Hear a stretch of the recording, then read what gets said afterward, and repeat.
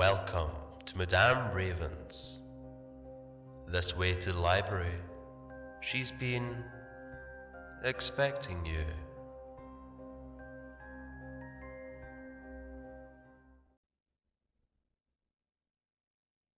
The Garden Gnome by Kenneth Kohl.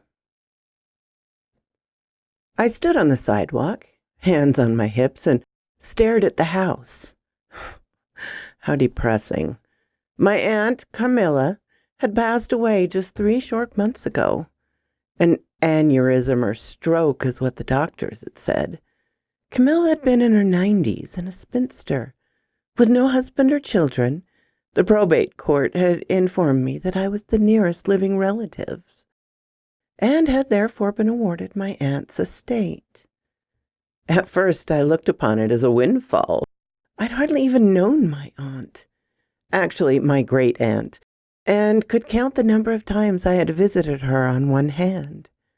I sadly realized how lonely the old woman's life must have been. Even her closest relatives were almost a stranger. Each time I showed up, she would hug me and call me her little Juliet, and asked when I would find my Romeo.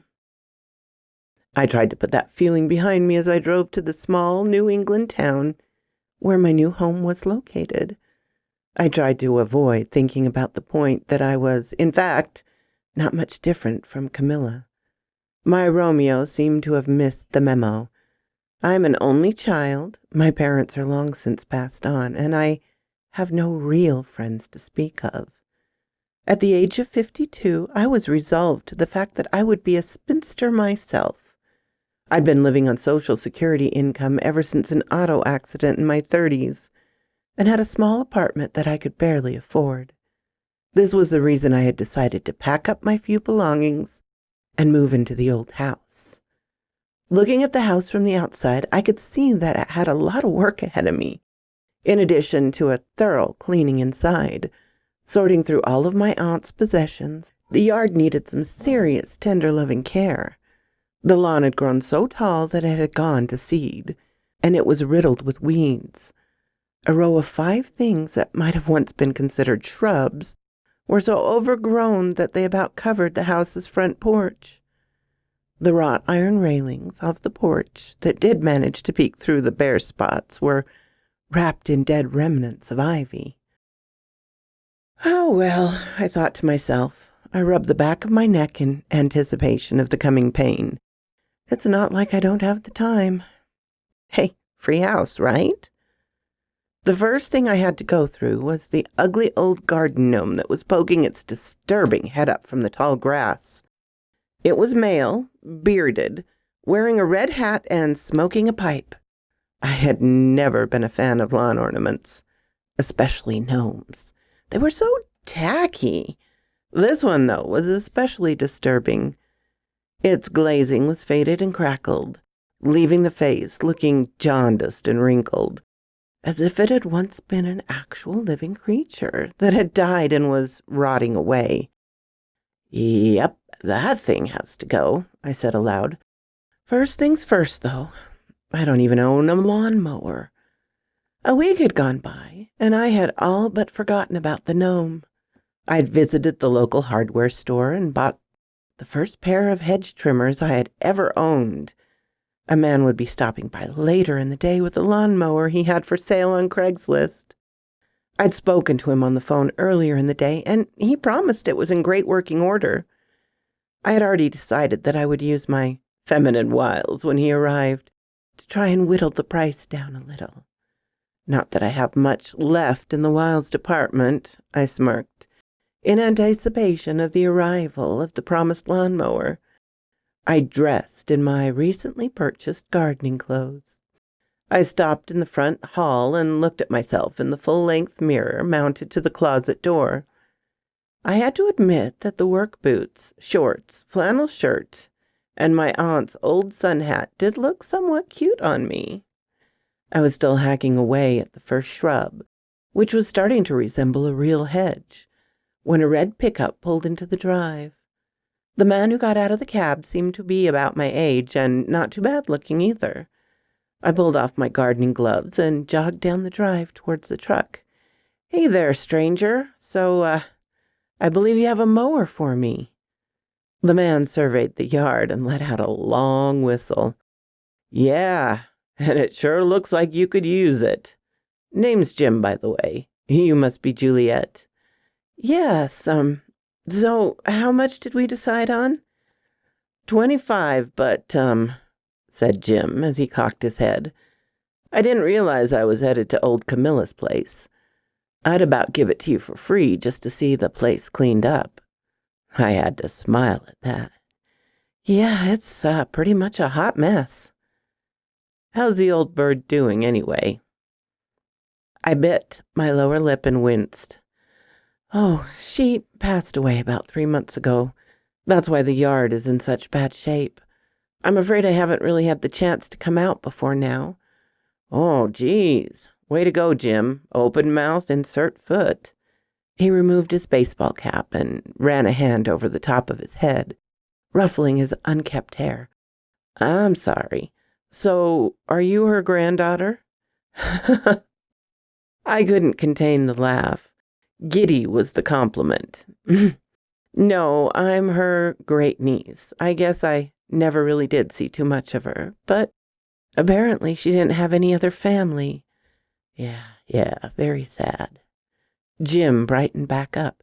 Hey, let me get this old mower down. Come to think of it, I'll let you have it. Just bought a new one, and I would have had to put it at the curb anyway. Oh, I thought I'd try Craigslist first, but you seem like a nice gal. I wouldn't feel right taking your money. Really? Even without rent to pay, I was still strapped for cash. So I wasn't about to turn down the kindness of a stranger, especially when it came to cash. That's so nice of you. Jim pulled the mower to the edge of the pickup bed and heaved it down with very little effort. She still has a little gas in her. Hey, how about I help you tackle this lawn? Oh, no, I couldn't. But Jim put up a good fight, and truth be told, I was looking for an excuse to get him to stick around. I hadn't noticed any signs of a wedding ring on his finger, but decided to test my theory, just to be sure. Well, would you like to use my phone? You know, let your family know that you'll be late. Jim peeked out from under the brim of his cap. If by family you mean a wife and kids, then that won't be necessary. I never did get around to settling down.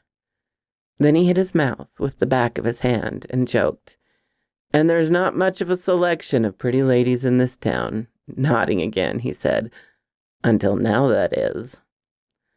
I let out a girlish giggle before I had time to restrain myself. My face must have been beet red, but I didn't care. I was beginning to think that moving here might have its perks. I returned my attention to the hedges while Jim started up the mow and began bushing it through the tall grass. It cut out on him several times as he got into the thicker stuff.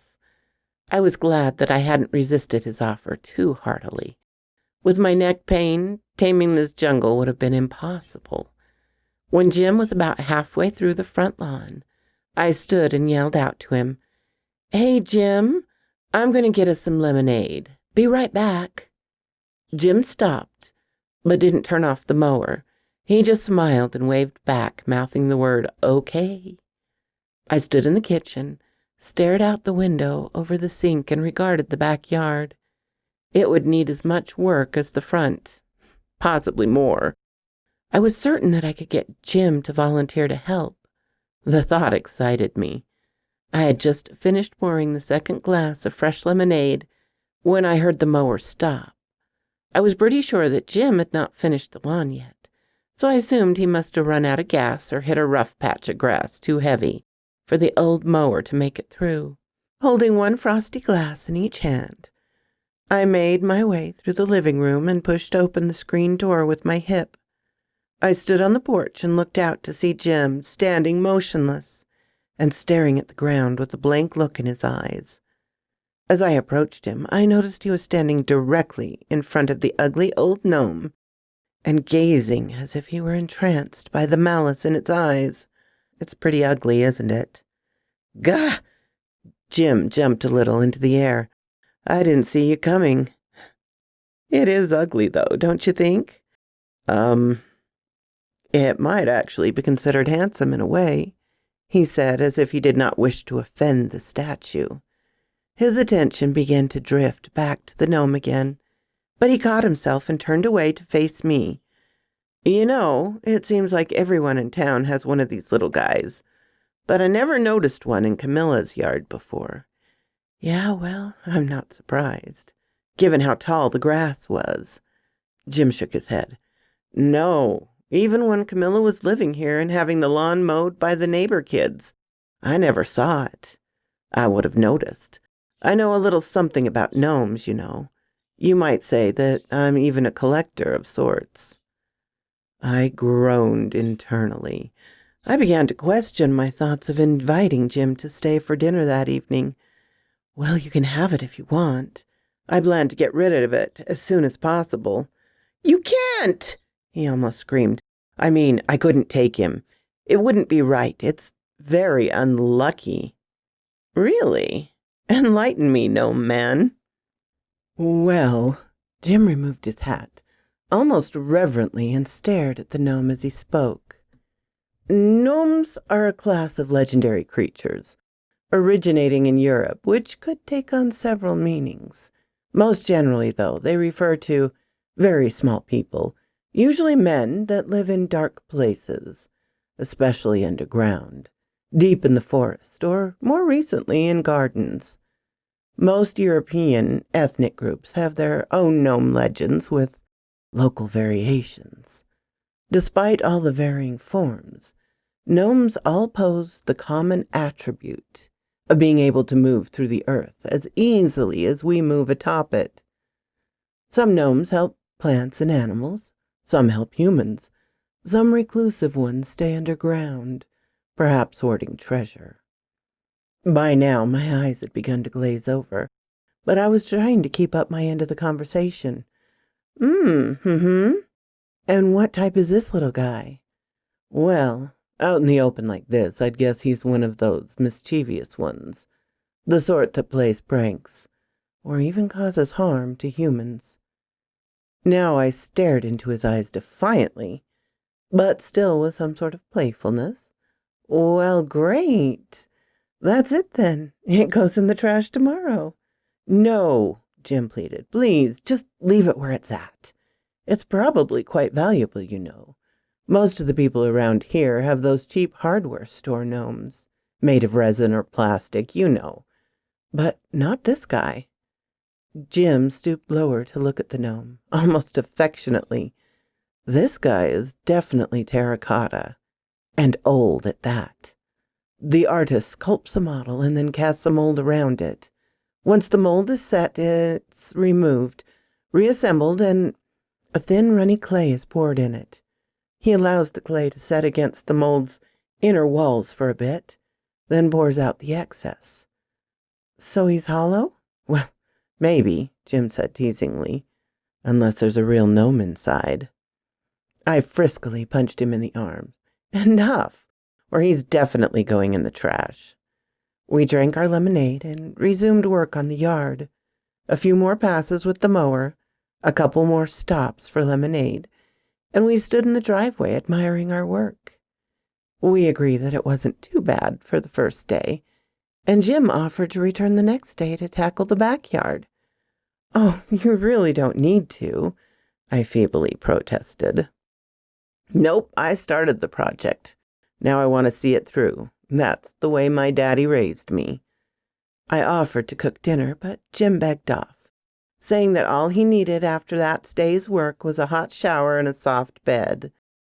I paused to wonder if that had a double meaning, but shook off the thought as wishful thinking. So we exchanged phone numbers, agreed on getting back to work in the morning, and parted ways. I chased him back to his truck, though, and gave him a quick peck on the cheek. I couldn't believe how bold I was acting. You're staying for dinner tomorrow, though. I won't take no for an answer. By the time I finished up with my own hot shower, it was dark outside. I toweled my hair dry and put on a robe. stepping into the kitchen intending to make dinner. I stopped at the rear window to check out the backyard and come up with a preliminary plan of attack. That was when I noticed a pointy, faded red hat sticking up from the tall grass. I immediately ran to the back door, flipped on the jelly jar light, and stepped out into the rear porch. Sure enough, there was another gnome, identical to the one in the front yard. I was surprised I hadn't noticed it earlier. Confused, I walked back through the house and out onto the front porch. The gnome that had been there was gone. I realized that the one in the backyard must have been the one previously out front. What the hell? I pondered. Muddled-headed, I ran back through the house to the rear porch to examine the gnome in my backyard, just to be certain. When I got back out there, it was gone. I ducked inside the door and slipped on my tennis shoes, then went back out for a closer look. 5 minutes of walking back and forth through the tall grass turned up no sign of the gnome. After standing still for a minute, thoroughly baffled, I went back inside, locked the door, and turned off the light. As I did the same for the front door, I could swear I saw the pointy hat sticking up from behind the hedge. I briefly considered stepping outside again, but decided against it when a chill ran up my spine. Too tired to deal with this shit, I responded. I locked up, returned to the kitchen, and made a light meal. After a little television, I turned in early. I drifted off to sleep, looking forward to another day of demanding work. With Jim's help. I told Jim about the gnome the next morning. He told me about the pastime of gnoming. Kids would cruise around the town, stealing lawn ornaments from people's yards and moving them around, sometimes taking them from one yard and placing them in another. It was a nationwide fad. In some extreme cases, kids would steal a gnome and travel around, texting pictures of the gnome in various locations, sometimes across the country, to the original owner, or posting them on websites. It was annoying, illegal in some cases, but mostly harmless. Well, I said, another reason that I don't want it in my yard. Maybe next time the kids take it, they won't return it. Jim pursed his lips and raised his eyebrows. I'm telling you, Juliet, it's bad luck. You're better off just leaving him be. Now you're creeping me out. Stop calling it a he, as if the terracotta gnome itself wasn't creepy enough. Jim went on to tell her about so-called real gnomes. He said that gnomes consist of several distinct types. The most common is the forest gnome, who rarely encounters man. The garden gnome lives in old gardens and enjoys telling melancholy tales. Dune gnomes are slightly larger than their woodland brethren and are known to wear drab clothing. House gnomes have the most knowledge of man, often speaking his language. Farm gnomes resemble their house brethren, but are more conservative in manner and dress. Siberian gnomes associate freely with trolls. They are much larger than other types and have an infinitely nastier nature. Jim said that it is best never to evoke the ire of such gnomes, for they delight in revenge. So if all of that's true, then why is it lucky to have one in my yard? Oh, well, explained Jim, garden and house gnomes are very protective, both of their home and of the people living in it. Hopefully he's interested in protecting me, and not the house. I slapped myself on the forehead. Oh, God, now you've got me calling it him. Thankfully, Jim stayed for dinner that evening, although I desperately wished that he would have stayed the night, for more reasons than one. I didn't feel comfortable enough to hint at it yet. I walked him to the door, but waited there while he walked to his truck. I felt a little creeped out by the thought of walking outside after dark now. He made it halfway down the drive, then turned around to give a little wave goodbye. I waved back, and then, After staring at the house for a few seconds, he walked back towards me. My heart leaped a little. Juliet? He said haltingly. I looked up at him hopefully. Yeah? I think your gnome moved again. It's not here. I was really beginning to like Jim, but was getting a little pissed off about the whole gnome business. I considered telling him to go home and slamming the door, but now more than ever, I didn't want to be alone. I stepped out and confirmed that the gnome was gone. Do you mind checking the backyard, Jim? No problem. I waited at the front door, and after what seemed like the longest minutes of my life, he popped back around the corner of the house. He's not back there, he said, looking sad. Maybe you got your wish and the kids took him for good. Oh, well, that's too bad, I said for Jim's sake, but was secretly jumping for joy inside. I was glad it was gone and hoped that the kids who took it never brought it back. So we wished each other a second goodbye and promised to get together again the next night for a real date this time. Dinner at a restaurant. I watched him walk to his truck and pull out of the drive. I shut the door slowly and flicked off the porch light. Putting my back against the door, I sighed. Aside from the gnome business, the move to this new town, the house, the opportunity for a fresh start, and Jim were all working out quite well. I went to the kitchen and cleared the plates from the table. As I set them on the counter beside the sink, I attempted to resist the urge to look out the window. I realized how silly that seemed, but still. Finally, as if in defiance of my fear, I looked up quickly. There, even closer to the house than the night before, stood the gnome. Jim and I went out the next night. He walked me to the door but didn't come in. The date did end with a kiss, though, which was pleasant. I was almost as pleased by the fact that the gnome was back in its original position in the front yard when we returned from dinner. I couldn't take much more of this joking around by whomever was trying to prank me. They probably thought it was funny, but to me it was not. I had no reason to enter the kitchen that evening, and so I did not. I even avoided looking out the rear window of my upstairs bedroom for fear of glimpsing that stupid gnome. I did not want to spoil an otherwise perfect evening getting upset over it. I had just slipped my clothes off and was about to get into the shower when the doorbell rang. I assumed that it must have been Jim, and so 1,000 thoughts raced through my head. Why did he come back? What did he want? What should I do? I pulled on a terry cloth bathrobe and quickly padded down the steps. I flipped the light switch for the front porch and threw open the door. With a smile on my face, I said, "Well, hello, stranger. Long time no I screamed and jumped back from the door. There on the doorstep stood that dreadful little gnome. I quickly slammed the door and locked it, leaving the light on, and ran back up the stairs. Grabbing my cell phone and throwing myself on the bed, I bunched in Jim's number and waited. It rang 6 excruciating times before going to voicemail.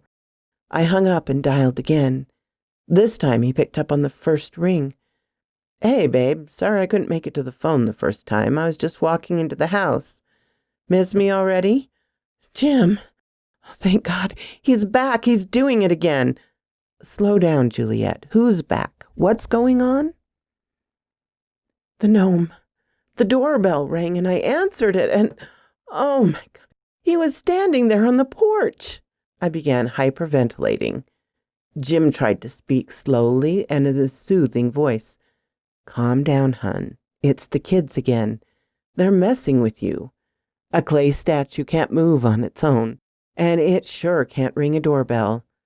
I took a deep breaths. "Okay, you're right. I'm being silly, aren't I? Why am I letting this upset me?" "I'm sorry, Juliet. I shouldn't have filled your head with all those dumb stories. Gnomes aren't real." I let out a little laugh as I calmed down. I stood up and began to stroll around the bedroom while I spoke with Jim.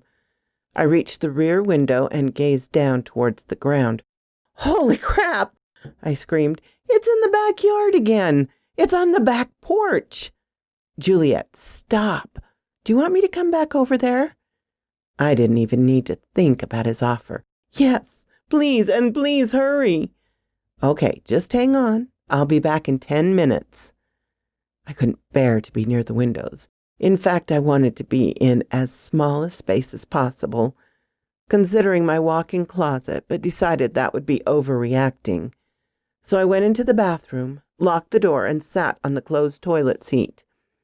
I waited and waited, checking my cell phone every few minutes to watch the time go by. Just 10 minutes, I told myself, just 10 minutes. I jumped as the doorbell rang again. It couldn't be Jim. He'd only hung up a minute ago. I just knew that it was the gnome again, or the kids who were pranking me.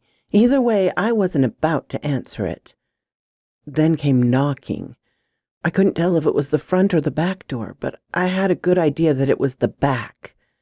I left the bathroom and poked my head out of the bedroom door. My skin tingled and goosebumps raised up as the knocking started again. It was at the back door. Soon after it stopped, the front doorbell rang again. I let out a little yelp and dove back into the bathroom, first slamming its door shut and then locking myself in the bathroom. The ringing doorbell and the knocking alternated back and forth, back and forth.